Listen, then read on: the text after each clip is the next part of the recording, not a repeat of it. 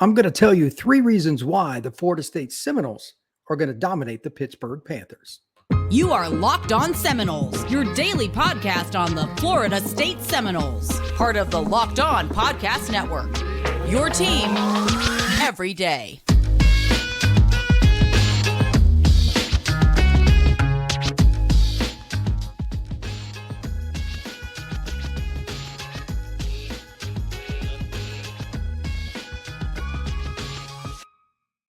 Welcome back into another episode of Locked On Seminoles. I am your host, Brian Smith. You can find us wherever you get your podcasts for free and on YouTube, part of the Locked On Network, your team every day.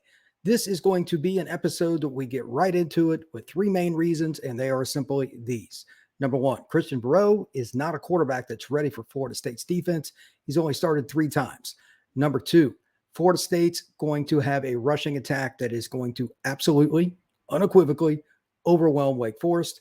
And finally, back to the defense, we're talking about a situation where the back 7 may not make a ton of big plays, but because of Veilleux and because of the overall situation that the Pittsburgh offense is in, look for a few footballs to go the other direction. So with that, today's show is going to be brought to you by PrizePicks. PrizePicks is today's first sponsor. And this episode is brought to you by prizepicks.com/LockedOnCollege and use code LockedOnCollege for a first deposit match of up to $100. Daily fantasy sports made easy. So let's get into it here. Number 1, Veilleux is a younger quarterback. He's not from America. He's from Canada. He's a kid that came and played in America at a couple of different locations. He's got a pretty good arm. And he was the backup to Phil Dracovic, who just completely failed this year at Pitt. He's a 6-year senior. It's bounced around. He's no longer in the picture, and this kid was the backup. I want to give you the stats here in just a second, but this is a guy this is the overall theme. This is why Florida State is going to punch them in the mouth. When he has pressure, whether it's a natural 4-man rush or especially if it's a blitz package and or some kind of stunt, he fades. And I mean that in a literal sense. He does not want to get hit. And I know nobody really wants to, but like he will be throwing off his back foot. The level of no when you do that is absolutely not something you can say loud enough. It's why he was so horrible last week for Pitt against Notre Dame. They run a very complex blitzing scheme. It's an NFL-style defense that Al Golden runs there, but it's still one that you have to just hike and throw, and you got to step into some of the throws anyway. He doesn't do that. I'm not sure what Fuller is going to do because Florida State gets a natural pass rush with their down 4. Farmers come on. Obviously, you have Peyton on the edge, and you've got Mr. Verse over there, etc. Regardless of who plays, who doesn't, how many reps they play, Florida State has the upper hand here. With that, let's just get into some of the stats and talk about it. Again, Veilleux is going to get hammered by Florida State. His first start was against Louisville. It's a pretty good defense, and much like Notre Dame, they blitz, and they'll give you some problems, but they don't have the same talent overall that Notre Dame does. And it was his first start. So you got to put a little bit into that. But he was 12 out of 26, a paltry 46.2%, 200 yards, which isn't bad, 7.7 yards per attempt. And he did have 2 touchdowns and no picks. It's a little bit surprising. The back end for Louisville, though, is susceptible to some mishaps. A guy running free, etc. And I'm guessing that that's part of the reason he ended up at 200 yards, depending on how you want to look at it. But he only had 12 completions for 1,200 yards. That's pretty impressive. I think that it's really important if you really want to go into a game and look at the overall statistics. How far along is a guy in his career? I like to say 500 attempts is about where a college quarterback's career should take off. This kid is right around 100 to 150. He's nowhere near it. So just kind of use that as a barometer here. Against Wake Forest, a team obviously Florida State fans are familiar with, as well as the Noles, he had a pretty good percentage. And while Wake has Carson, the kid that was on just about anybody he wanted to be, honestly, but he was on Keon most of the time. When he matched up with him, he gave him some fits, but there's one of him. And they don't have anybody else. When he matched up with anybody else other than Keon, it was a real problem. And even Keon, he gave some issues, but the other guys you can pick on. He was 28 of 45, 62%, 302 yards, 2 touchdowns, no interceptions. I'm not surprised with that stat line. They hit some big plays, and they attacked them the same way that Mike Norvell and the Noles did down the field. Slot fades, you can hit posts, you can hit deep in routes, whatever you want. They don't have the speed to run with good players. In Pittsburgh, they have three pretty good receivers.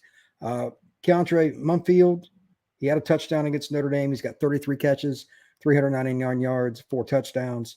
Bub Means, 23 catches, 389, 16.9 yards a catch. It's pretty good. 3 scores. And Dejon Reynolds is kind of coming on. He had 6 catches against Notre Dame, 17 overall, 185 yards, and 10.9 yards per catch. All 3 are over 6 foot. So they can throw the ball down the field. I'm not shocked they had some success against Wake Forest. I just don't think that kind of style, they don't have a burner guy, is going to work against the Noles. I mean, if you think about it, you got Cypress is playing well. I don't know why Wake was attacking him early in the game, by the way.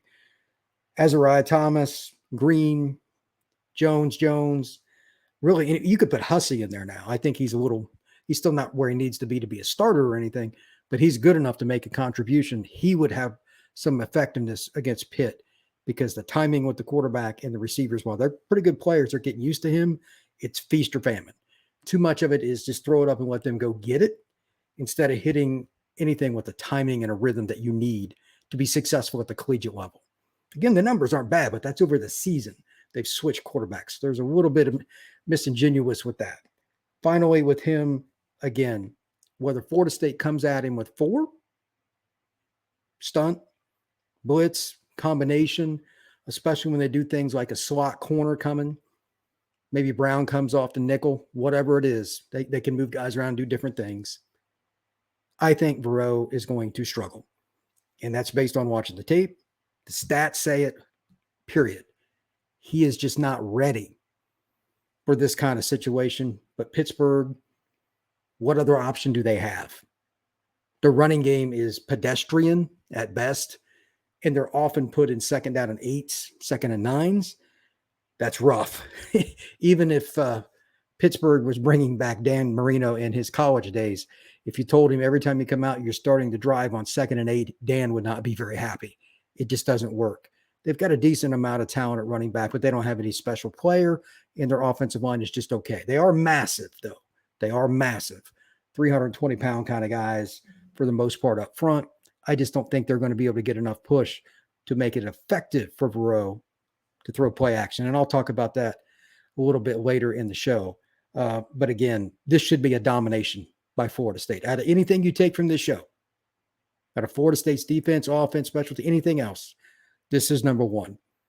Florida State's front 7, and specifically just I think they can just do it with their front 4 most of the time, but they'll have some fun with some games and some stunts. They're going to dominate Veilleux, and that's just the bottom line. Again, I'm not picking on him, but I just don't think he's ready for this kind of situation that Florida State's going to handle him quickly from the outset, and I think this game's going to get out of hand because of it. On the other side, we're going to talk about the offense. Florida State has a rushing attack that's going to set up some big plays, and that is why this offense is so much fun. I think Florida State is the most consistent offense in the country, being able to run or pass, making it a focus, or going 50-50 in the country. Even LSU, I think Florida State has the best. We're going to talk about that on the other side. PrizePicks. PrizePicks is the best everyday fantasy sports league there is for you to check out. The app's easy to download. It's easy to use. They have something new that you can use as well. You're just picking over-unders here, but there's a different way to do it now. Under specials, for instance, you can pick a player in the NFL that you like, a wide receiver, a tight end, a running back, whatever. Let's use Travis Kelce. You can also go into the NBA and you could pick somebody like the Greek Freak. Between the two of them, the Greek Freak hits X number of threes. Kelce has X number of catches. There's an over-under. You can put them together and it'll come up with a total for you. You pick the over-under on that total. Also, here's something else that's kind of interesting. In sports, obviously, there are injuries. It's inevitable, right? If it happens to you and you pick a game and the key player is no longer in that contest, kind of rough for you to come out on top. With PrizePicks, they offer a reboot policy for your entries to stay in the event, even if your player gets injured. For football and basketball games, if you have a player who exits game in the first half and does not return in the second, that player is rebooted. PrizePicks is the only daily fantasy sports platform with this injury policy. So that's a very nice thing to have for you. You never know when somebody's going to go down. Go to prizepicks.com/LockedOnCollege and use code LockedOnCollege for a first deposit match up to $100. Again, it's prizepicks.com/LockedOnCollege and use code LockedOnCollege for a first deposit match up to $100. All right, segment 2. Florida State is in a very, very good situation with the rushing attack. Pittsburgh's going to look at the film, see what the Noles did, and especially in that first drive. They came out throwing the football. Surprised me. I thought they would be more balanced, maybe lean towards the run. They just used their speed and size and just played athlete ball. They went to Keon, obviously, but they mixed it up. There's no way that Pittsburgh has enough corners to handle all FFU speed. And I'm guessing Johnny's going to be back. I don't know. I have no clue. Haven't heard. I'm not going to go on anything because anytime a guy has an injury at this point in the season, I just wait to see if they're on the field on Saturday. But Florida State is not hurting for talent at wide receiver. Even if Keon isn't out there, they have plenty of guys. So with that being said, you've got a couple of players for Pitt, and they're going to play man. They don't mess around. This is what they do. They have a couple of pretty decent players at corner, but I'm kind of looking at them, and I watched a little bit of the Notre Dame game, and Notre Dame's receiving corps is not even in the stratosphere of Florida State's. They struggled with them at times, and they got lost on a few plays on bootlegs and stuff because they're so aggressive. Guys just wide open. Look, I don't care if it's the slowest player on the field. If he's wide open, he's going to get some yards after the catch, barring a turf monster. Florida State's going to dominate that because they have guys with more speed. You obviously have Keon, and you just flat out have more raw, unadulterated speed with Florida State's receiving corps than Notre Dame. It's not even close. Obviously, Florida State's tight end is going to come into play with this, but look for Florida State to hit the running backs. Again, screen game, short passing game. You might see Tofili. This is going to be a mismatch, period. I don't see how Pittsburgh's going to handle it. In the back end of that, Florida State's experience up front is going to give Mr. Jordan Travis more time to make it happen. Period. It's the same thing. If he's got all day, we all know what Jordan Travis is capable of. If he's just throwing a little bit, it's not going to be a big deal because that means the running game's going, but then they'll probably use play out. I'll talk about that next, but they're going to use that a little bit, I think, especially in the second half to get the knockout blow. We'll talk about that momentarily. But most importantly here, it's just going to be spreading it around. Florida State has too many guys, and Pittsburgh doesn't have enough defenders. Here's a couple of things to look at, though. Talking about the numbers, Florida State is in a really good situation because they have all these different players that can catch the football and make plays down the field. Keon is going. You have to start with him. I mean, there's no politically correct way to say it for any other team. They're going to get smoked by him probably no matter what they do, but playing man defense, and that's all they really do, barring something unforeseen, is they just run cover one, some cover zero, and they'll put a free safety in the middle of the field. They've been running the same defense for years. I just don't see how they're going to stay in front of Ketron, Darian Williamson, against any of the tight ends. I really don't. I think Florida State has probably, I'm going to go with 6 passing plays over 20 yards, which is pretty much what they did to Wake. It'll just be a little bit different. Wake played some man. Florida State's going to continue to run verticals against that, and they're going to hit shot plays. Let's talk about Florida State's specific player here, just for fun. I'm going to pull up their receiving stats. If you look at anything besides Keon and Johnny, those are the obvious ones, but they don't have anybody for Jaheim. They don't have a special linebacker at all. Jaheim could be the leading receiver in terms of total catches in this game, and look for him to get vertical, not just the screen game and short stuff. He can get vertical, especially if they run some boot action, which Florida State is very good at. And they also have a chance. Markinson, you could get somebody like Douglas. I'm curious about Hakeem Williams. He'd be another guy. He's such a big receiver on a deep drag. Florida State could really hit some big plays there as well. Again, on the other side, we're going to talk a little bit more about the play action game and some of the different things that kind of go with it. But Florida State, they're going to make some plays on the other side of the field too. I just want to mention the play action because that's the fun stuff. Those are the ESPN highlights, and those are the big plays that Florida State always gets that you think of with Keon. So just kind of want to mention that. The back end of this, though, is something special. When you get pick sixes, the percentage of time that you win a football game is like 80% in the NFL. A scoop and score pick six, that's going to be on the other side of this. Up next, though, we're going to talk about one other thing before we get into that, and that's the Locked On College Football Live show on Friday. Then we talk about the college football playoffs, rankings for Florida State, number 4. Going to be talking a little bit about the Pitt game. Going to be also talking about some of the other matchups, a few possibilities for teams going down that are around the Florida State area in the ranking.